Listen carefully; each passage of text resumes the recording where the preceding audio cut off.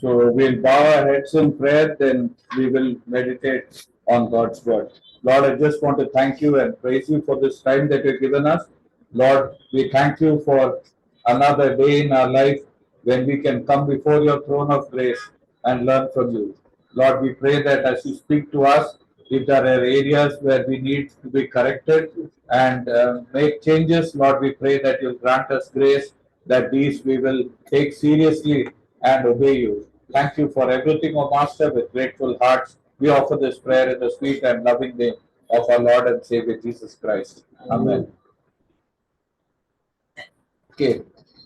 Today, actually, we are going to look at one of the characters in the Bible who is called as Satan. Okay, because the Bible tells a lot about him, and God expects us to be aware of his ways so that we don't become victims of Satan.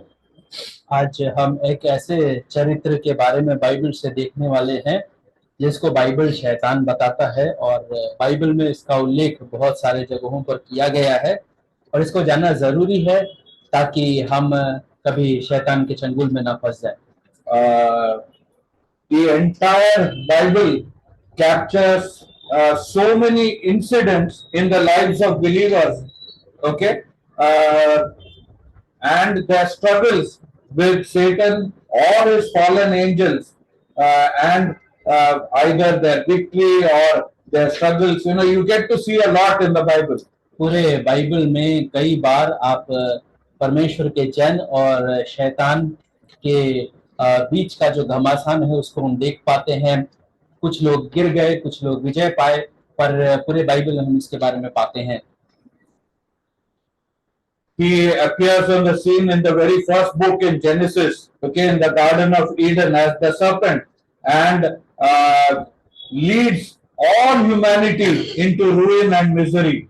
पहले पुस्तक में ही अदन के बगीचा में ही वो प्रतिष्ठित होता है और पूरे मनुष्य जाति को दुख और पीड़ा में डाल देता है। But the Bible ends in the book of Revelation with Satan in the lake of fire. और प्रकाशित वाक्य जिसके साथ बाइबल समाप्त होता है वो ये बताता है कि शैतान को आग के झील में डाल दिया गया।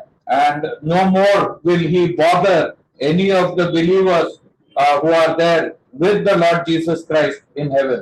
और कभी भी फिर वो प्रभु यीशु मसीह के साथ जो स्वर्ग में विश्वासी है उनको कभी परेशान नहीं करेगा। End to end, the Bible is about what God did for us, so that that devastating effect of what Satan did can be undone, reversed, and turned into our victory. और शुरू से लेकर अंत तक परमेश्वर ने हमारे लिए क्या किया है उसके बारे में बताता है। जो शैतान ने जिसको बिगाड़ दिया, परमेश्वर ने कैसे उसको वापस से ठीक कर दिया और हमारे लिए विजय का कारण बन गया। So today what we will do is, like, I will start with an incident from quite recent living memory. अब मैं शुरुआत में एक घटना के साथ शुरू करूंगा, हाल फिलहाल में हुआ एक घटना। Then we will look at who Satan is as revealed in the Bible. फिर हम देखेंगे कि शैतान कौन है, बाइबल उसके बारे में क्या बताता है। Then we will look at some of the problems that people could face when they are dealing with Satan. और कौन-कौन सा समस्याएं उजागर होती है जब वो शैतान के साथ संपर्क में आते हैं। Then we will take a very close look, if time permits, about those last events in the life of Jesus, where Satan plays a very vital role. He is also in Jerusalem, okay, and he is doing his stuff. और यदि समय हमें अनुमति देता है तो हम देखेंगे कि यीशु मसीह के आखिरी क्षणों में शैतान और उसका योगदान उस पूरे घटनाक्रम में, और शैतान खुद वहां यरूशलेम में था। And right through we will see how God dealt with him and makes us victorious in spite of whatever else may be at odds with us. और पूरे अध्ययन में हम देखेंगे कि कैसे परमेश्वर शैतान से बर्ताव करता है और हमें विजयी बनाता है। Okay, I start with, like I said, something from living memory, but it's not very near, but a book written by Merrill Unger. He is an authority on the Bible and the occult. Okay, writes very good books. He wrote a book called Bishop, The Haunting of Bishop Pike. मैं जैसा बोला कि एक घटना के साथ मैं शुरू करूंगा, तो ये एक पुस्तक है जिसको मेरल अंगर ने लिखा है, जो कि एक अधिपति है इस लेखक लोगों के बीच में, खास करके बाइबल और अंधकार का जो संसार है उसके बारे में वो लिखता है। और वो पुस्तक का नाम है the haunting of bishop pike. Okay. The reason I'm starting with that is for you to understand the dangers that are there in battling with the occult. इसके साथ मैं इसलिए शुरू कर रहा हूं ताकि आपको समझ में आ सके क्या खतराएं हैं अंधकार के साथ सम्मिलित होने में। Okay, many parents don't want their children, and their children end up actually dabbling in occult practices which they should not be doing in their own schools and colleges, and ending up with disastrous consequences in their lives. बहुत सारे माता पिता अपने बच्चों को चेतावनी नहीं देते हैं और इस कारण से बच्चे जो है अंधकार की शक्तियों के साथ जुड़ जाते हैं और उसके कारण बहुत सारे समस्याओं में गिर जाते हैं। Okay, and even my own daughter and son, they have been through schools where these occult games and seances have been practiced. और मेरा बेटा और बेटी ऐसे स्कूल से होकर के गुजरे हैं जहां पर ऐसे चलन थे। Okay. Bishop Pike is actually a bishop of a church. Bishop Pike जो है एक कलीसिया का बिशप है। And he was part of the Episcopal Church in the US, and much of his life he lived in England. Some of the incidents that I'm narrating would have took place in Israel, in UK, or in the USA. और ये Episcopal कलीसिया का भाग था और भले ही वो America का रहने वाला था, लेकिन वो ज्यादातर समय इंग्लैंड में रहा। और जो मैं घटनाएं बोलूंगा ये या तो इजराइल में या इंग्लैंड में या अमेरिका में हुआ। Okay. So these events actually started taking place in 1966. और 1968 में ये घटनाएं शुरू हुई। Okay. The reason I'm telling you about the dangers and the influences that the devil can have in our life without us even realizing it is what we need to be aware of. और हमारे जानकारी के बिना कैसे शैतान और उसकी ताकतों का खतरा हमारे ऊपर है ये जानना जरूरी है, इसलिए मैं ये बता रहा हूँ। He wrote a book called The Other Side, obviously under the influence of demons. और उसने ये पुस्तक लिखा द अदर साइड, और ये तय है कि ये शैतान और उसकी शक्तियों के अधीन में लिखा गया। Being a bishop and having radically different views from traditional biblical Christianity made his writing very popular. और बिशप होने के बावजूद जो पीढ़ियों से चली आ रही कलीसिया और बाइबल का जो सीख है उससे अलग जब वो सिखाने लगा तो उसके लोगों के बीच में बहुत प्रचलित हुआ। And the world also promotes such things and books become bestsellers very easily. और संसार ऐसे चीजों को बढ़ावा देता है और ऐसे पुस्तकें सबसे ज्यादा बिकने वाले पुस्तकों में से हो जाती है। And having the label of a bishop and having this kind of views made the book very attractive to young people and many were led astray. और बिशप होने के नाते और ऐसा पुस्तक लिखने के कारण बहुत सारे जवान आकर्षित हुए और भटक गए। Those who can buy this book, I'm not the salesman, so I don't get any profit. Those who can, it's a good book that you should own and keep in your home so that you can take note from its warnings. Not I'm talking about the book which Merrill Unger wrote. Okay, so that you can take note from the warnings and even help others who are going through a crisis of that kind in your friendship circle. ये पुस्तक खरीद के घर पे रखना अच्छा रहेगा। मैं उस पुस्तक की बात कर रहा हूं जो मेरिल अंगर ने लिखा, द हॉन्टिंग ऑफ बिशप पाइक।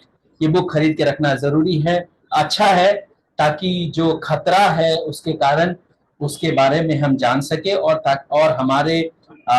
हमारे जानकारी में जो लोग हैं इस कठिनाई में उनकी हम मदद कर सके। His rise to fame was in a short span of about 3 years, and in 1969 his dead body was found in the desert of Israel. और बहुत छोटे समय में 3 साल में ही वो बहुत ज्यादा प्रचलित हो गया और 1969 में उसका मरा हुआ शरीर इज़राइल में मरुभूमि में मिला। I am telling this in the beginning so that you understand the dangers of flirting with the devil casually even. शैतान के साथ बिना गंभीरता के साथ ही भले ही आप जुड़े, लेकिन बहुत खतरनाक है, ये बताना चाह रहा हूँ। Okay, somewhere in February, his son, February 1966, his son died. 1968 में उसका पुत्र 1966 में उसका पुत्र का मृत्यु हुआ। He committed suicide. और आत्महत्या किया उसने। And this death devastated him. और ये जो मृत्यु था उसको पूर्णतः निचोड़ दिया। His own son was a drug addict. उसका खुद का पुत्र ड्रग्स लेता था। He was estranged from his father. और पिता से अलग था। But the last 4.5 months of his life they were together. लेकिन अपने जीवन के आखिरी 4.5 महीने वो पिता के साथ था। Their best time together, you may say. और उनका सबसे अच्छा समय था। But of course the bishop didn't believe in life after death. लेकिन ये जो बिशप था वो मृत्यु के उपरांत जीवन पर विश्वास नहीं करता था। So in the past he had been preaching against it as well in his church. और अपने कलीसिया में भी वो पहले इसके खिलाफ प्रचार कर चुका है। Okay, the reason I'm telling everything is so that you understand the danger of drifting from God's word as well. ये सब कुछ मैं इसलिए बता रहा हूँ कि परमेश्वर के वचन से यदि अलग होते हैं तो उसका खतरा क्या है जानने के लिए। If someone in your home or in your relatives or somewhere is drifting, first it may look as if it's a small drift. Be careful, take it seriously and deal with it. Otherwise you may end up with a situation like this. यदि आपके परिवार में आपके प्रियजन में कोई है जो परमेश्वर के वचन से भटक रहा है तो उनको चेतावनी दीजिए, नहीं तो ऐसा कुछ घटना हो जाएगा। So this bishop after his son's death woke up one morning, okay, in his apartment. 2 other people lived, his secretary and there was another assistant minister. The 3 of them were sharing an apartment. एक दिन अचानक सुबह अपने पुत्र के मृत्यु के बाद ये बिशप अचानक से जग गया और 3 जने उस अपार्टमेंट में रहते थे, एक जो इसका सेक्रेटरी था और दूसरा जो असिस्टेंट मिनिस्टर था। Okay, when he woke up, he found 2 postcards lying on the floor at 140-degree angle, to each other. 140 degree angle पर उसने 2 पोस्ट कार्ड पाया। Of course, he didn't measure it at that time. Later on, a series of events would make them realize that angle was something. ये सही बात है कि उस समय उसने वो एंगल को नापा तो नहीं होगा, लेकिन जो घटनाएं उसके बाद हुई लोगों को वो नापने के लिए विवश किया। The cards lying on the floor reminded him of his son Jim. his son also had the same name. Father was called Senior, okay, and the Junior was his son. पिता और पुत्र का नाम एक ही था, जिम था। पिता को सीनियर और पुत्र को जूनियर कहा जाता था। Okay. And he used to often buy cards during his travel. Nowadays, you don't buy postcards, but in those days, you go to Germany, you will have postcards from Germany, which will have photos of those cities, and you could write and send to your family. So this guy used to buy a lot of cards, but very often would not post it to anyone. ये भी उस जमाने का था जब post card खरीदे जाते थे और वो खरीदता था और रखता था, लेकिन ज्यादातर उसका इस्तेमाल नहीं किया करता था। Okay, the next day, that secretary, when she woke up, part of her locks of hair was cut and burnt off. जब सेक्रेटरी अगले दिन उठी तो उसके बाल के कुछ अंश कटे हुए थे और जल गए थे। And she didn't notice it. The others saw it and told. And suddenly, at the back of their mind, they remembered that Jim, that is the son, often would comment about her hair because he disliked the way she combed her hair. उसको तो एहसास नहीं हुआ, पर लोगों ने ऐसा बताया कि उसके बाल कटे हुए हैं। तो अचानक से उनको वो याद आया कि उनका जो पुत्र था, जो बिशप का पुत्र था, जिम था, उसको वो जिस तरह से बाल बनाती थी वो पसंद नहीं था। Same repeated the next 2 days when she lost more hair that way. अगले 2 दिन भी ऐसा ही हुआ जब उसका और बाल गिर गए। Okay, and the third day actually her nails also came off. और तीसरे दिन उसका नाखून भी निकल गया। Okay, then incidents like this kept happening in the bishop's home. और बिशप के घर में ऐसे घटनाएं होती रही। Slowly, though he didn't believe in life after death, okay, he thought maybe there is some truth in what others have been saying, and his son is trying to contact him. और भले ही वो मृत्यु के बाद का जो जीवन है उसमें विश्वास नहीं करता था, लेकिन घटनाओं के कारण उसको ऐसा लगने लगा कि शायद उसका पुत्र वापस उसके साथ संपर्क बनाने का कोशिश कर रहा है। One day, they found one table clock that used to be on his son's table, which had run down. So its clock had stopped at 12:15. Okay, but suddenly one morning it was showing 8:19. Okay, again that same angle of 140 degrees. और एक दिन ऐसा हुआ कि उनका पुत्र का table पे जो घड़ी रखा रहता था वो बंद हो गया था। उसका नतीजा 12:15 बंद हुआ था, लेकिन अचानक से एक सुबह वो चालू हो गया और 8:19 हुआ। And suddenly these people started feeling maybe he had committed suicide at 8:19 on the day when he died. और लोग ऐसा मानने लगे कि हो सकता है कि 8:19 पर उसने आत्महत्या किया होगा। So he discussed the matter with another leader of his church. तो उसने अपने कलीसिया के एक और नेता से इस बारे में चर्चा किया। Okay, not all spiritual advice that you will get comes from God. So this is why I am saying it. और सारे आत्मिक जो बातें हैं परमेश्वर से नहीं आते। This man guided Bishop Pike to a lady called Ina Twig. और ये जो मनुष्य है बिशप पाइप को ईना ट्विग करके एक स्त्री है उसके पास लेकर के गया। She used to commit seances, whereas she used to contact the spirit world. और ये स्त्री जो अंधकार की जो आत्माएं है उसके साथ संपर्क बनाती थी।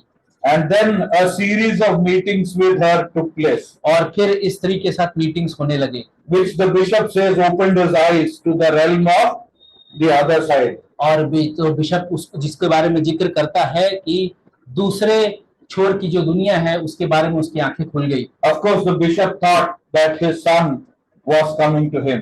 और ये सच है कि बिशप ऐसा सोचता था कि उसका बेटा उसके पास वापस आ रहा है। One of the times, even that woman Ina, she spoke with the voice of his son. और एक समय ऐसा था कि वो जो स्त्री ईना थी उसके पुत्र के आवाज में बात करने लगी। The Bible tells us that the dead don't have any role in the land of the living. Bible ये बताता है कि मरे हुए का इस जीवित संसार में कोई योगदान नहीं है। But the bishop who was abandoning the Bible one by one, the different concepts in the Bible, for him, even this book, this verse was something which could not be true because his son was speaking to him. और ये bishop जो एक एक करके Bible से दूर जा रहा था, वो इस वचन को नहीं समझ पाया क्योंकि वो अपने बेटे के आवाज में सुन रहा था। So the book, the other side which the bishop wrote, is actually the communications that his son made to him. और ये जो पुस्तक बिशप ने लिखा, दी अदर साइड, वो उसके और उसके पुत्र के बीच में जो वार्तालाप है उसके बारे में है। Okay, so if you read it, it is contrary from the Bible in all respects. और यदि आप उसको पढ़ेंगे तो बाइबल के एकदम भिन्न है हर एक भागों में। So the last sentences in the book that he wrote read like this: Jesus was an example, not a savior. और आखिरी लाइन जो उसने उस पुस्तक में लिखा वो ये है कि यीशु एक उदाहरण है, उद्धारकर्ता नहीं। God has no personality, he is just a central force.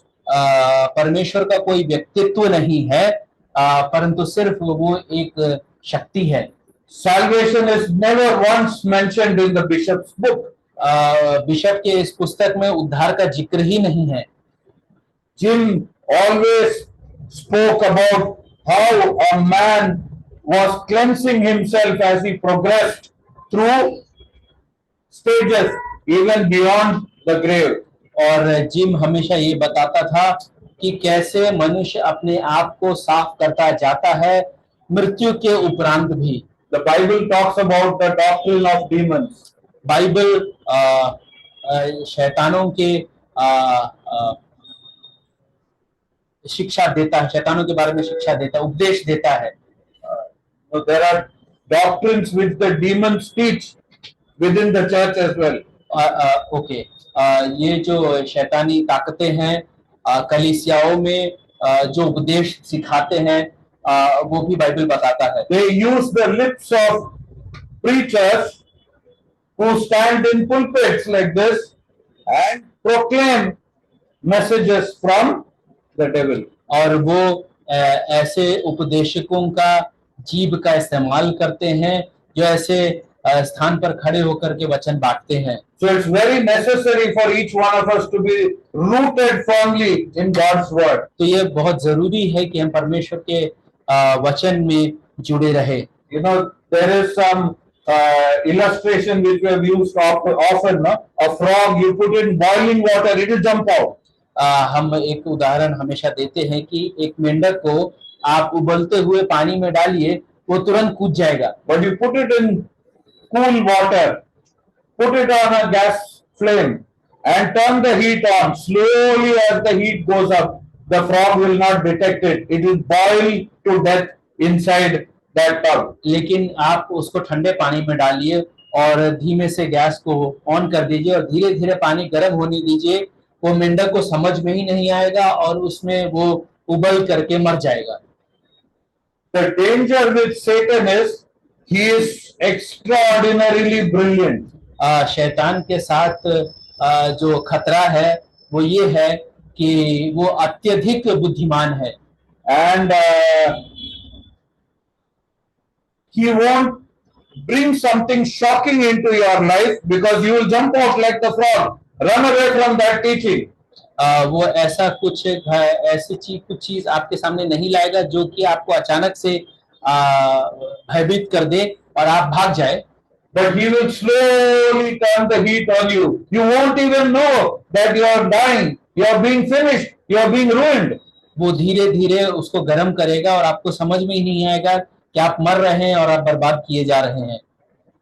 Okay, maybe we will turn in our Bibles to 2 Corinthians chapter 2, verses 9 to 11. Maybe all these verses, Linson will read it.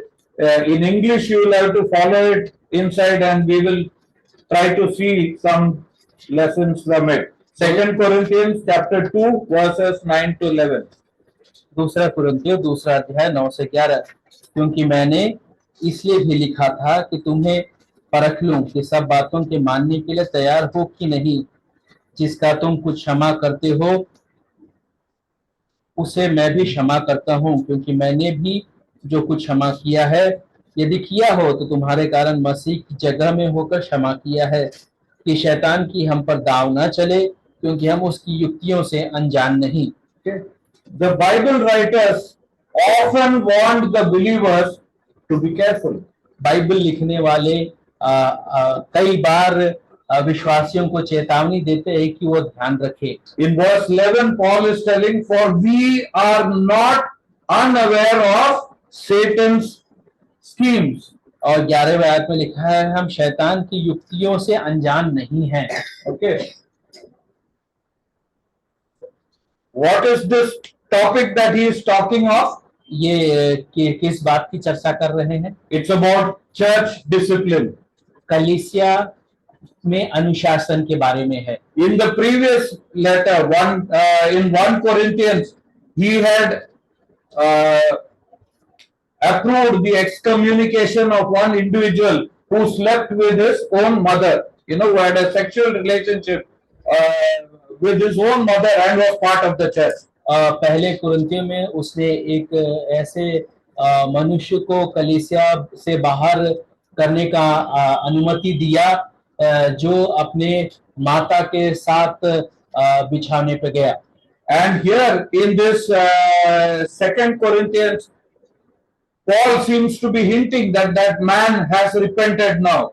और दूसरे कुरिन्थियों में पौलुस ऐसा बता रहा है कि वो मनुष्य अब मन फिरा चुका है। And Paul was telling, don't continue his agony of excommunication any longer. और यहाँ पे वो कह रहा है कि उसका जो पीड़ा है कलीसिया से बाहर किए जाने का, उसको और ना बढ़ाओ। And whom you forgive, I will also forgive. जिसको तुम क्षमा करोगे उसे मैं भी क्षमा कर दूंगा। But close the matter. लेकिन इसको समाप्त करो। And it is in this context that Paul is telling, be careful of Satan's schemes. और शैतान की युक्तियों से सचेत रहो। In other words, even the believers at that time, thinking that they were spiritual in pushing aside this man and keeping him out for a long time, okay, even after the man has repented, would actually now do the work of the devil within the group.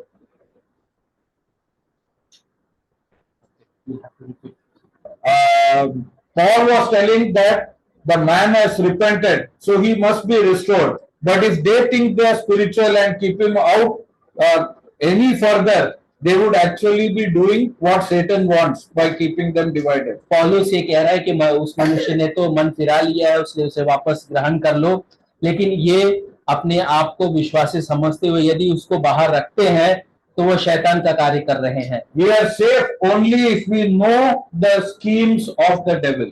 हम तभी सुरक्षित है यदि हम उसकी युक्तियों को जानते हैं, शैतान की युक्तियों को जानते हैं। There are some many names which are used for this hideous entity. और ये जो व्यक्तित्व है उसके बारे में बहुत सारे नाम इस्तेमाल किए गए हैं। Satan, Lucifer, devil are most commonly used in the Bible. शैतान, लूसीफर, डेविल, ये सारे शब्द इस्तेमाल किए गए। There are many other words which are used. Each of them denote a meaning. Okay, like serpent is also used. There are many other words which are used. We are not going to look at that. और सारे नाम का इस्तेमाल किया गया है। Okay. Then we see the word Lucifer simply means shining one, bright one, brilliant one. Lucifer का अर्थ है चमकता हुआ, अत्यधिक ज्योतिषी। Okay. Satan means adversary, the one who resists, who's your enemy. शैतान का मतलब शत्रु, जो हमारे खिलाफ है। Okay. The word devil means, it comes from the Greek word diabolos, which means diabolical, sinister. From that it is derived. All of we can understand the English. Okay, we will go on. So it is for you to, each word has a meaning. Sometimes we have used it so often that we don't even bother to understand what that word means.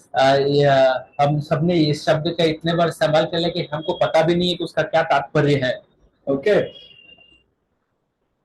Very often when we talk about the devil or demons, the idea of someone with two horns and a forked tail and a pitchfork in hand, that type of an imagery comes in our mind. जब भी शैतान के बारे में जिक्र किया जाता है तो दो सिंग वाला, पूंछ वाला और हाथ में एक भाला लिए हुआ है, ऐसा एक व्यक्तित्व हमको दिखता है। But if you meet Satan, you might get astonished because he is called Lucifer, the brilliant one, the shining one, the someone like who's had stunning beauty.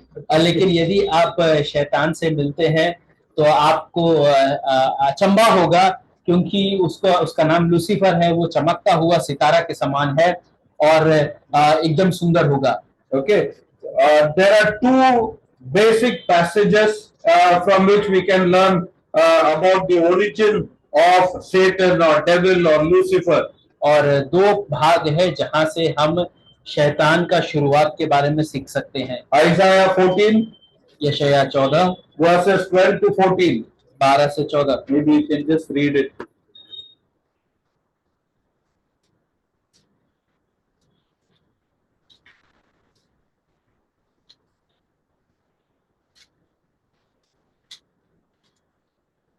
हे भोर के चमकने वाले तारे, तू क्यों कर आकाश से गिर पड़ा है? तू जो जाति जाति को हरा देता था, तू अब कैसे काट कर भूमि पर गिराया गया है? तू मन में कहता तो था कि मैं स्वर्ग पर चढ़ूंगा, मैं अपने सिंहासन को ईश्वर के तारागण से अधिक ऊंचा करूंगा और उत्तर दिशा की छोर पर सभा के पर्वत पर विराजूंगा। मैं मेघों से भी ऊंचे ऊंचे स्थानों के ऊपर चढ़ूंगा, मैं परम प्रधान के तुल्य हो जाऊंगा। The word Lucifer is used here in verse 12. How you have fallen from heaven, morning star, son of dawn. 12वें आयत में लूसीफर शब्द का इस्तेमाल किया गया है, हे भोर के चमकने वाले तारे। Okay, and the 5 I wills that Satan uttered are mentioned in verse 13 and 14. और 5 मैं करूंगा शैतान ने जो कहा वो 13 और 14 में लिखा गया है। He wanted to be supreme in the universe. इस संसार में, इस भूमंडल में वो आधिपत्य चाहता था। He wanted every other angel to fall down to his command. और वो सारे अन्य जो स्वर्गदूत थे उसके कहने पर उसके सामने झुक जाए, ऐसा चाहते He wanted to ascend to the heights. और वो सबसे ऊपर विराजना चाहता He था। wanted to be above God even. वो परमेश्वर के ऊपर भी जाना चाहता था। When you look at people and people climbing for positions in their offices, जब आप लोगों को देखते हैं और अपने कार्यस्थल पर स्थान के लिए ऊपर चढ़ने की कोशिश करते हुए देखते हैं, in politics you find people wanting to have control over masses. और राजनीति में भी आप पाते हैं लोगों के ऊपर आधिपत्य दिखाना चाहते हैं। People want to become dictators so that they can control people. और लोग डिक्टेटर बनना चाहते ताकि वो लोगों के ऊपर अपना अधिकार जता सके। Whether it is in the office or in the home or in the neighborhood, in your society or anywhere on earth, you are actually, a person of this kind is actually having a little bit of what Satan had and is living under the delusion that Satan gave him.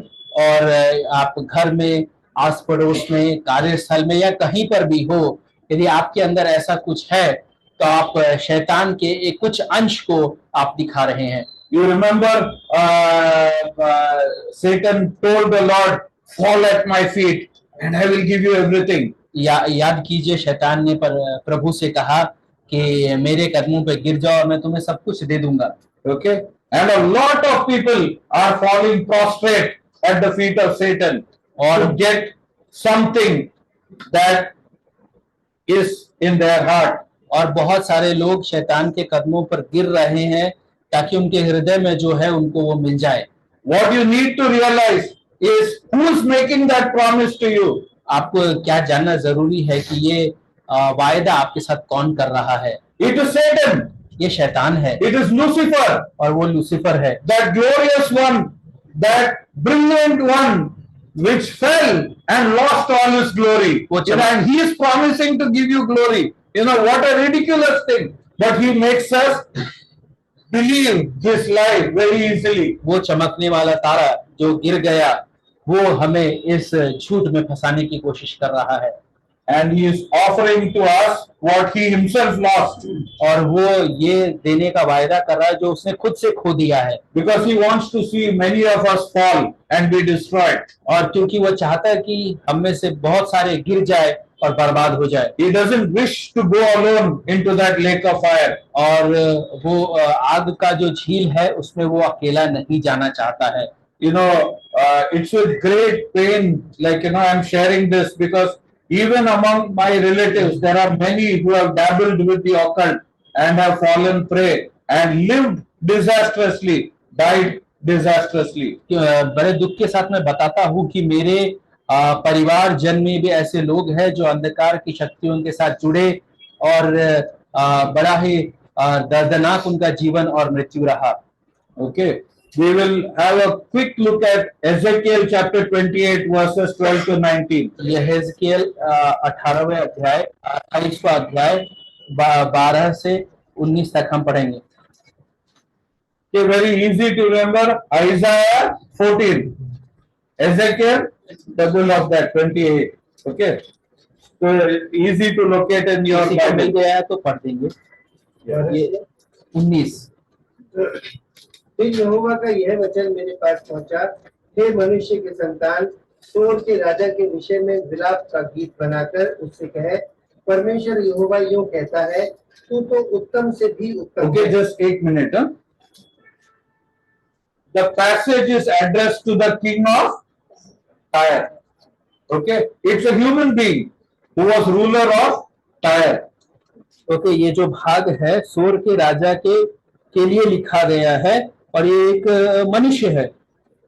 But the description that follows does not describe a human being. लेकिन जो विवरण है वो मनुष्य का विवरण नहीं है। So there was someone sitting on the throne, तो कोई तो था जो राजगद्दी पर बैठा था, but his power and energy came from someone else. लेकिन उसका शक्ति और सामर्थ कहीं और से आ रहा था। Okay, so you can read it. आप पढ़िए 90। फिर यहोवा का यह वचन मेरे पास पहुंचा, हे मनुष्य के संतान, सोर के राजा के विषय में विलाप का गीत बनाकर उससे कहे, परमेश्वर यहोवा यूं कहता है, तू तो उत्तम से भी उत्तम है, तू बुद्धि से भरपूर और सर्वांग सुंदर है। Okay, so I am not telling you that Satan is brilliant. Bible is telling he was perfect in wisdom. Okay, what is wisdom? Practical application of knowledge. Okay, he knows how to make you fall. मैं नहीं कह रहा हूं कि वो बुद्धि से भरपूर है, पर बाइबल बताता है कि वो बुद्धि से भरपूर है। और बुद्धि से भरपूर मतलब जीवन शैली को कैसे बिताना है, जीवन शैली कैसा होना है वो जानता है और कैसे गिराना है वो जानता है। If you think that you can flirt with him and come out unscratched, okay, you are deceiving yourself. और यदि आप सोचते हैं कि उसके साथ तालमेल करके आप बच के निकल जाएंगे तो आप अपने आप को धोखा दे रहे हैं। Okay, go on. आगे पढ़िए। तू परमेश्वर की अदन नामक बारीक में था, तेरे पास आभूषण, माणिक, पद्राग, Okay, so this is why I am telling you it was not a human being, because the king of Tyre was not in the Garden of Eden, the real king of Tyre. Okay, go on. तू परमेश्वर के अदन की बारी में नामक बारी में था, तेरे पास आभूषण, माणिक, पद्राग, हीरा, फिरोजा, सुलेमानी मणि, यशूब, नीलमणि, मरकत और लाल सब भांति के मणि और सोने के पहरावे थे। तेरे दफ और बांसुरियां तुझी में बनाई गई थी। Okay. You know, there are 9 precious stones that are mentioned here. 9 बहुमूल्य पत्थरों का जिक्र यहाँ पर किया गया है। The dress of the high priest had 12 precious stones. जो महायाजक था उसके वस्त्र में 12 बहुमूल्य पत्थर थे। 9 of them are an exact match. 9 एकदम यथार्थ एक समान है। So in other words, there was a role which before his fall he played in the presence of God, which was very much like that of a high priest. और दूसरे शब्दों में शैतान के गिरने से पहले परमेश्वर की उपस्थिति में उसका कार्य बहुत कुछ महायाजक समान रहा होगा. And about the pipes of gold, they are talking about him being, the Hindi tells what? Hindi mein? आभूषण. So he was himself like an instrument of praise. Okay, he was the ultimate. That is why a lot of Satan worship is triggered through music. Okay, Hindi में ऐसा लिखा, तेरे डफ और बांसुलियां तुझी में बनाए गए थे. मतलब वो बहुत ही अच्छा था और परमेश्वर की महिमा के लिए था. Many of the famous singers who have become popular have used music to promote his ideology and his philosophies. बहुत जाने माने गीतकार जो है गीतों का इस्तेमाल किया है शैतान और शैतान की बातों को प्रचलित करने के लिए. Because music is in his heart. क्योंकि जो संगीत है उसके हृदय में है. He was the music before God in a sense. परमेश्वर की उपस्थिति में वो संगीत था. He was a special creature. और वो एक खास प्रजाति था. Okay, go on. जिस दिन तू सृजा गया था उसी दिन वे भी तैयार की गई थी. तू छाने वाला अभिषिक्त करूब था. मैंने तुझे ऐसा ठहराया कि तू परमेश्वर के पवित्र पर्वत पर रहता था. तू आग सरीखे चमकने वाले मणियों के बीच चलता फिरता था. जिस दिन तू सृजा गया और जिस दिन तक तुझमें कुटिलता ना पाई गई उस समय तक तू अपनी सारी चाल चलन में निर्दोष रहा. परंतु लेन देन की बहुतायत के कारण तू उपद्रव से भरकर पापी हो गया. Okay. One thing you have to realize, Satan is not pre-existing. एक चीज आपको ध्यान रखना है कि शैतान पहले से नहीं है. He is a created being. वो बनाया गया है. He has finite abilities. उसके जो सामर्थ है उसका एक सीमा है. Okay. There is a concept in the world, no? Good and evil. संसार में ऐसा एक विचार है, अच्छा और बुरा.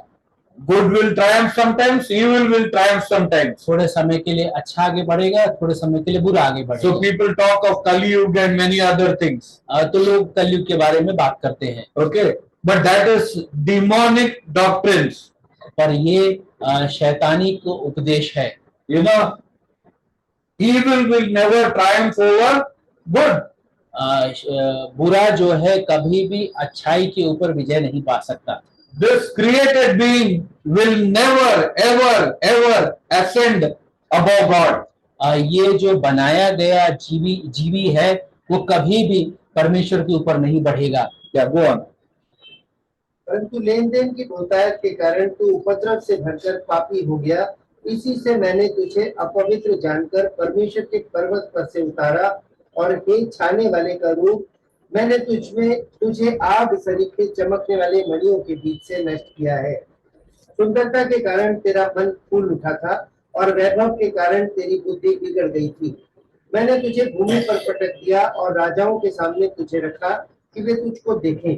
तेरे अधर्म के कामों की बहुतायत से और तेरे लेन देन की कुटिलता से तेरे पवित्र स्थान अपवित्र हो गए. इसलिए मैंने तुझमें से एक ऐसी आग उत्पन्न की जिससे तू भस्म हुआ और मैंने तुझे सब देखने वालों के सामने भूमि पर भस्म कर डाला. देश देश के लोगों में से जितने तुझे जानते हैं सब तेरे कारण विस्मित हुए. तू भय के कारण हुआ है और फिर कभी पाया ना जाएगा. Okay. Satan was not created evil. शैतान को बुरा नहीं बनाया गया था. Okay, there are many people who write books even to tell about how God is contradicting himself, because he created evil and now wants to destroy evil. ऐसे लोग हैं जो ऐसे पुस्तकों को लिखे हैं कि कैसे परमेश्वर अपने खिलाफ ही कह रहा है, जब उसने ही बुरा को बनाया है और अब वो बुरा को नष्ट करने की बात कर रहा है। Okay. Bible tells Satan was also created perfect and sinless. Bible बताता है कि शैतान भी सिद्ध और पाप रहित बनाया गया था। He fell at some point of time. किसी समय वो गिर गया। Okay. There seems to have been a time or period when the angelic world was also on probation. एक ऐसा समय या ऐसा काल था जहां पर जो स्वर्गदूत और स्वर्गदूत सारे थे अवकाश काल में थे। Just like Adam and Eve were perfect and were in the Garden of Eden, but there was a period of time when they were given a command, okay, which they had to obey. If they didn't obey, then they would fall and destroy themselves. जैसे कि अदन की बगीचा में आदम और हवा को रखा गया था और एक समय था जहाँ पर उनको आज्ञा दिया गया था और यदि वो आज्ञा को उल्लंघन करते तो वो गिर जाते और बर्बाद हो जाते। So Satan and nearly a third of the angelic kind rebelled against God. They fell during their probation period. और उनके उस काल में शैतान और 1/3 स्वर्गदूत आज्ञा का उल्लंघन करते हैं और वो गिर जाते हैं। In 1 Timothy chapter 5 verse 21, we are told about the elect angels of God. So there seems to be a time when that probation period was over. Those which had fallen are fallen angels. Those which didn't fall during that time are the elect angels. There will never be an increase in their numbers ever. पहला तीमुथियुस 5:21 में चुने हुए स्वर्गदूत के बारे में बताया गया है। मतलब एक ऐसा समय था जहां पर ये स्वर्गदूत कुछ गिर गए और कुछ जो नहीं गिरे और अब उनकी संख्या में कभी बढ़ोतरी नहीं। So we need to be very careful about the way we use the word elect even, okay, because the same word is used for humans, okay, the elect of God. तो जो चुने हुए परमेश्वर के चुने हुए जन हैं वो शब्द का इस्तेमाल जो हम करते तो हमें ध्यान रखने की जरूरत है। Beauty and pride went hand in hand for him. सुंदरता और घमंड शैतान के साथ चलता था। Corruption of his wisdom took place when he became proud and fell. उसका बुद्धि भ्रष्ट हो गया जब वो घमंडी हो गया और गिर गया। Osama bin Laden, we know, he was a civil engineer. Osama bin Laden के बारे में हम जानते हैं कि वो इंजीनियर था। Civil engineers construct magnificent buildings and edifices. और सिविल इंजीनियर था और सिविल इंजीनियर्स बेहतरीन आलीशान बंगला बिल्डिंग्स बनाते हैं। But this man used his perverted knowledge, to devise a mechanism by which huge towers could be brought down. लेकिन ये मनुष्य अपने भ्रष्ट बुद्धि का इस्तेमाल किया बड़े बड़े 2 इमारतों को गिराने के लिए। So that's what the devil is like. He was wise. He had wisdom on his hands. Okay, but now it is corrupted, and therefore what comes out of that corrupted wisdom is very devastating and dangerous. तो यही वो शैतान था जिसके पास बुद्धि तो था पर बुद्धि भ्रष्ट हो गया था और क्योंकि अब वो भ्रष्ट हो गया था तो उसमें से जो निकल के आएगा वो खतरनाक होगा। Okay. So he appeared immediately after Adam and Eve were placed in the Garden of Eden. अदन की बगीचा में आदम और हवा को रखे जाने के तुरंत बाद वो आ जाता है। Okay. How many years passed by we are not told. हमको ये नहीं बताया गया कि कितने साल बीत गए। And it doesn't matter. और ये जरूरी भी नहीं है। What matters is he came there. क्या जरूरी है ये जानना कि शैतान वहां आया। And he picked an easy target. और उसने जो आसान मोहरा था उसको चुन लिया। Of the two, he felt his wicked mind, his wicked wisdom told him that he should go for Eve. और 2 जो थे उसमें जो उसका जो खतरनाक बुद्धि था उसने बताया कि हवा के पास उसको जाना चाहिए। Okay, because God had spoken directly to Adam. He had not spoken to Eve. So compared to the two of them, Eve would be the one whom he could deceive much more easily. परमेश्वर ने सीधे तरीके से आदम को बताया था, लेकिन हवा को परमेश्वर ने नहीं बताया था। तो दोनों में यदि देखा जाए तो हवा को फंसाना आसान था। Okay, he raised doubts first in her heart. Okay, did God say? He started. सबसे पहले उसने हवा के हृदय में शंका को पैदा किया, क्या परमेश्वर ने ऐसा कहा है? Then he said, what did he say?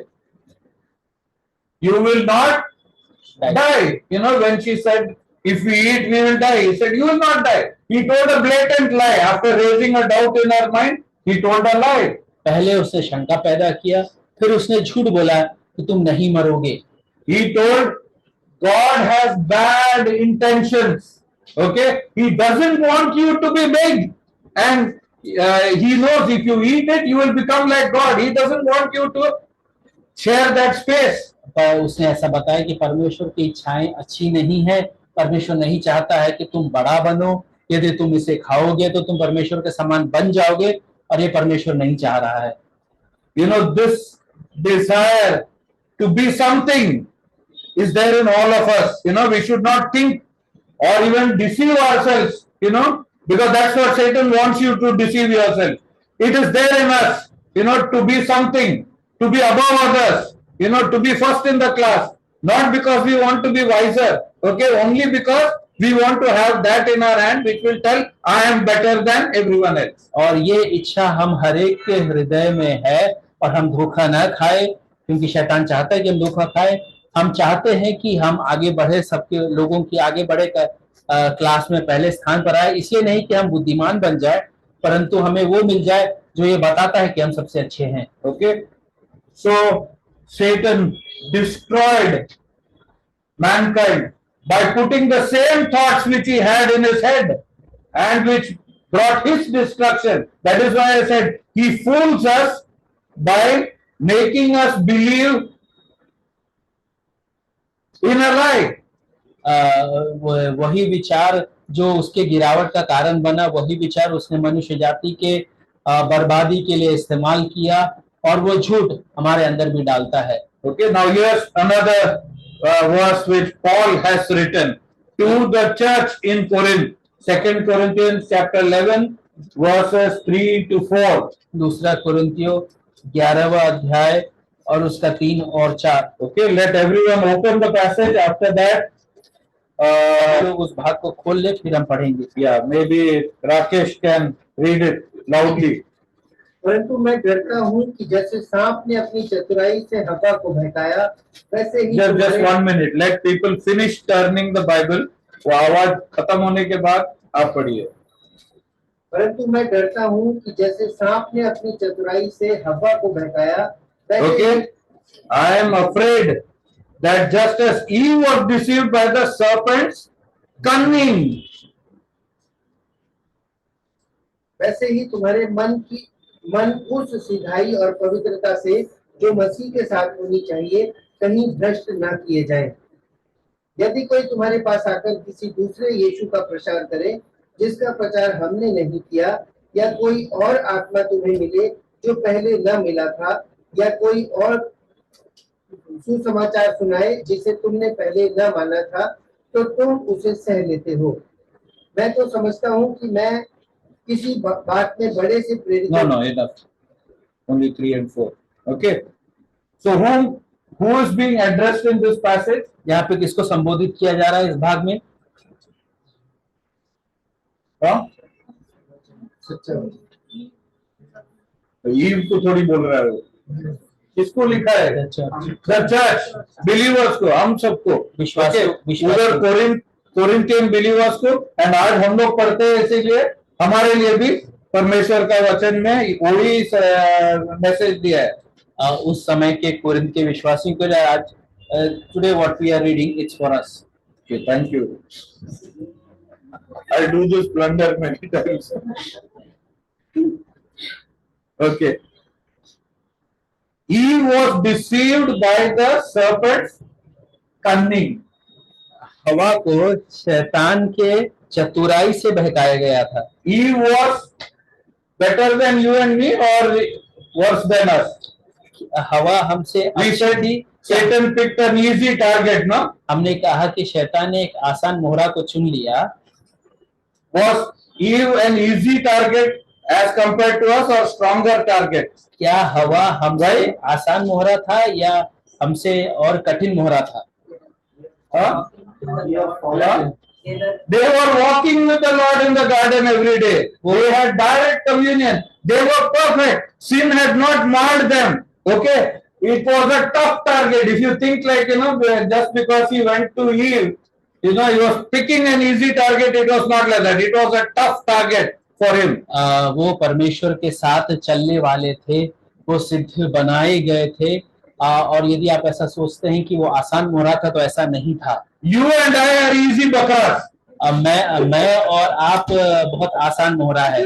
Okay, we can get conned very easily because we are fallen. हम बहुत आसानी से फंसाए जा सकते हैं क्योंकि हम गिरे हुए हैं। We have a sinful nature within us, which is already inclined to doing things wrong. So it's very easy to deceive you and me. हमारे अंदर पाप है और इसलिए धोखा खाना हमारे लिए आसान है। Sometimes we think that all this was written to the Corinthians and they were bad, they were carnal, they were worldly. No, they were no different from you and me. हम ऐसा सोचते हैं कि ये सब कुरिन्थ के विश्वासियों के लिए लिखा गया था, वो संसारिक थे और संसार के लोग थे, पर ऐसा नहीं है, हम उनसे बिल्कुल अलग नहीं है। Okay, so if someone comes to you and preaches a Jesus other than the Jesus we preached, there are three things: Jesus, Holy Spirit, and Gospel. Three things essential for our faith, and that is what was hitting them. यदि कोई तुम्हारे पास आकर किसी दूसरे यीशु का प्रचार करे, तीन मुख्य बात है: यीशु, पवित्र आत्मा और सुसमाचार। और ये तीन यदि कोई अलग बोलता है तो okay, a Jesus other than the Jesus we preach, that means that is possible and that was happening at that time. Is it happening now? यीशु जो हमने प्रचार किया उससे कोई भिन्न, मतलब ऐसा हो सकता था, उस समय ऐसा हो रहा था, और क्या ऐसा आज हो रहा है? How do you know if somebody comes to you and preaches a Jesus other than the Jesus that is in the Bible? आप कैसे जान सकते हैं इस यीशु के बारे में जो कि बाइबल में लिखे हुए यीशु से भिन्न है? डॉक्ट्रिन। कौन सा डॉक्ट्रिन? उपदेश। मेरी सभा पे आओ, मैं सबको चंगाई दूंगा। यहाँ पर सबकी चंगाई होती है। ओके, आज के बाद तुम्हारे सारे दुख By the होंगे। fruits of their work. आज के बाद तुम्हारे सारे दुख खत्म होने वाले हैं। Many things that are unlike the Jesus of the Bible. Jesus told, if you come after me, pick up your cross and follow me. Okay, you should expect persecution and troubles. He told. Okay, the Jesus who is contrary to the Jesus that is there in the Bible, be careful. Don't associate with them. They destroyed the early church. They are destroying the church today as well. जो यीशु Bible में बताया गया है उससे भिन्न यदि कोई जिक्र करता है तो सचेत रहें, क्योंकि ऐसे लोगों ने पहले शताब्दी की कलीसिया को बर्बाद किया और आज की कलीसियाओं को बर्बाद कर रहे हैं। Just because the place is air conditioned, everyone comes in ties and coats and brings cars with drivers to the church. Okay, it doesn't make that superior. हो सकता है कि वो जगह एसी लगा हुआ हो, सब लोग टाई और कोट पहन के आते हो और कार में आते हो, पर ये उस स्थान को बेहतर नहीं बनाता। You heard about the cult only Jesus का Branhamist cult? आपने इस कल्ट के बारे में सुना होगा जो सिर्फ यीशु में विश्वास करते हैं। Jehovah's Witnesses you heard? Jehovah witness के बारे में आपने सुना है। They are also preaching another Jesus than the Jesus of the Bible. ये भी अन्य यीशु के बारे में बताते हैं जो बाइबल में नहीं बताया गया है। Okay. Then what was the second thing there? दूसरा समस्या क्या था वहां पर? If you receive a different spirit from the spirit you received, that means there is another spirit at work in the churches different from the Holy Spirit. या कोई Very dangerous. या कोई और आत्मा तुम्हें मिले जो पहले ना मिला था, मतलब कोई और आत्मा कलीसिया में था जो पवित्र आत्मा से भिन्न था और जो खतरनाक था। Okay. When we were youth, okay, at that time we were part of a Youth for Christ Bible study. आज जब हम जवान थे तो यूथ फॉर क्राइस्ट करके एक समूह था जिसके बाइबल अध्ययन में हम जाते थे। You all know Vijay Tangaya, who teaches in the family camps. He was the one who used to take the Bible study for us. और आप सब भाई विजय तंगया को जानते हैं और ये भाई हमारे लिए बाइबल अध्ययन लिया करते थे। At a time, one of the Bible study students of another group that he was taking went to the UK, London. एक अन्य बाइबल अध्ययन जो भाई लिया करते थे वहां का एक विद्यार्थी लंदन गया। There he was part of a church which was charismatic. और वहां पर एक ऐसे कलीसिया का भागी हो गया And जो करिश्मेटिक था। And I'm not telling you to label charismatic churches because of the example I'm giving. You must examine every church, okay, for Jesus, Holy Spirit, Gospel. These three things you have to examine. Any church that comes, you come across, be careful to examine it.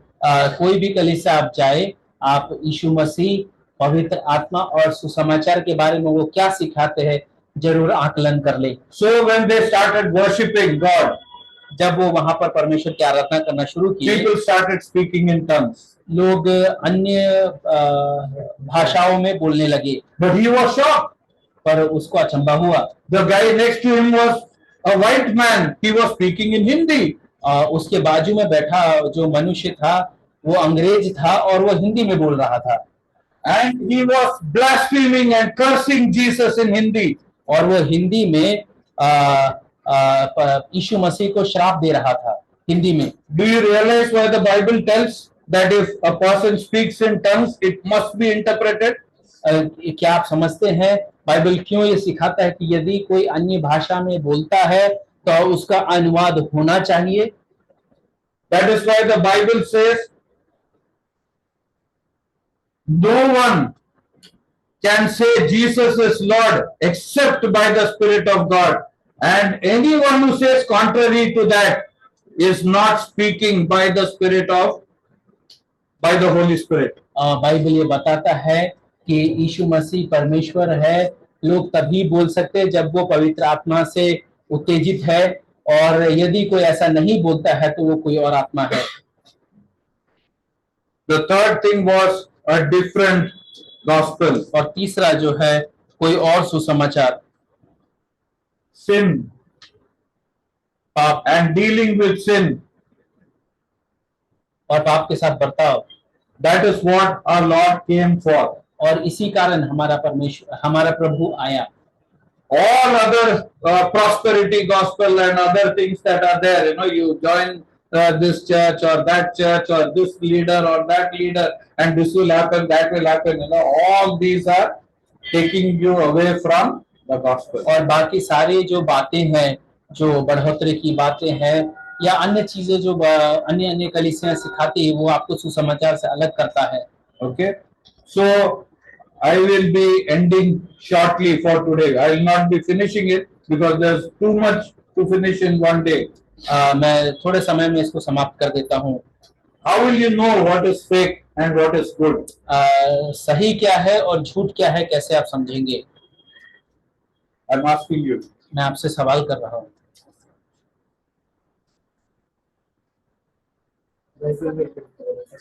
Through the discernment of the Holy Spirit. वचन के द्वारा से अलग होगा वो झूठ है, वचन के अनुसार। Very good. Okay. I appreciate what you said, but then we should be careful that because many people will say they discerned that it is right. Bishop Pike started discerning that his son was telling something and he was hearing it and he was correct in that understanding. बहुत लोग ऐसा बोलेंगे कि उनको ऐसा समझ में आया कि वो सही है।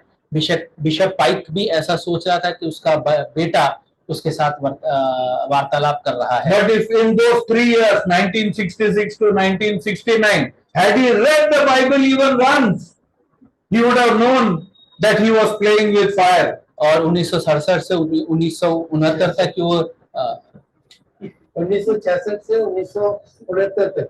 ओके, हम लोग सरसठ भी बोलते हैं। बिहार में तुम लोग क्या साल बोलते नहीं थे क्या? 67 है। ओके, ओके, तो उन 3 सालों में यदि उसने बाइबल पढ़ा होता तो उसको समझ में आ जाता कि वो गलत है। okay. For evaluating anything, the word is already given to you. कुछ भी आकलन करने के लिए वचन आपको दिया गया है। All people in the church can be wrong also.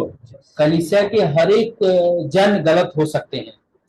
Majority in a believing church can be wrong. विश्वास करने वाले कलीसिया में अधिकतर लोग गलत हो सकते हैं। Majority can be deceived by the same devil. और हो सकता है कि अधिकतर लोग उसी शैतान के द्वारा धोखा खाए हुए लोग हो। But the Bible can never go wrong. लेकिन बाइबल कभी गलत नहीं हो सकता। It was authored by God himself. क्योंकि परमेश्वर ही उसका लेखक है। It was preserved by him himself. और उसके द्वारा वो सुरक्षित रखा It गया was है। put in your hand with your own mother tongue so that you can read and understand it. आपके मातृभाषा में लिख करके आपके हाथ में दिया गया है ताकि आप उसको पढ़ करके समझ सके। Now if you get deceived, और यदि अब आप धोखा खाते हैं, if you fall a prey to the devil, और यदि आप शैतान के चंगुल में फंस जाते हैं, what a tragedy it will be. इतने दुख की बात होगी। It's not 1, 2 or 3 believers that or Christians that I know of who have fallen and destroyed themselves, but many. 1, 2, 3 नहीं, पर बहुत सारे विश्वासियों को मैं जानता हूँ जो कि गिर गए हैं और बर्बाद हो गए हैं। Okay, so let's be careful with that. तो हम इस बात में सचेत रहे। When I was in Bombay, I had gone to Union Bank where I had an account. मैं बॉम्बे में जब था, मैं यूनियन बैंक में गया जहाँ पर मेरा अकाउंट था। I had to deposit some cash, so I was in line. मुझे कैश जमा करना था तो मैं लाइन में खड़ा था। There was another guy in front of me who came to deposit money. मेरे आगे एक मनुष्य था जो पैसा जमा करने वहां आया। He had a big wad of money. और बड़ा गड्डी था उसके पास। So he gave it to her. उसने वहां पे दिया। Those were not days of counting machines. वो दिन मशीन नहीं था नोट गिनने के लिए। You know, we are little ancient, white hair. हम थोड़े पुराने जन हैं। So even our bankers used to count money by fingers. तो जो बैंक में बैठने वाले लोग भी उंगलियों का इस्तेमाल करते थे नोट गिनने के लिए। But this thick wad, the lady sitting at the desk would finish in a minute. और इतना मोटा गड्डी वो जो स्त्री वहां बैठी थी वो 1 मिनट में गिन लेती थी। Okay, they were faster or maybe on same speed like the counting machines of today. आज के युग के जो गिनने वाले मशीन है सेम उसी प्रकार का स्पीड उस स्त्री का रहा होगा। But while she counted, लेकिन जब वो गिनती करती she थी, inserted her finger in one gap. एक बीच में वो अपना उंगली डालती थी। Then she counted more. फिर वो और गिनती Then थी। she put another finger फिर there. वो दूसरी उंगली डालती थी। Then she counted. थोड़ा और गिनती थी। Third finger went in. तीसरा उंगली गया। Then when she had finished, she pulled out 3 notes. और जब उसने समाप्त किया तो 3 नोट उसने निकाला। She asked, "Should I call the police or you will tear it in front of me?" फिर उसने पूछा कि मैं पुलिस को बुलाऊं कि तुम मेरे सामने इसको फाड़ोगे। How did she know that? कैसे उसको समझ में आया? She knew it was the fake. उसको पता था कि ये नकली है। So I asked her how she knew.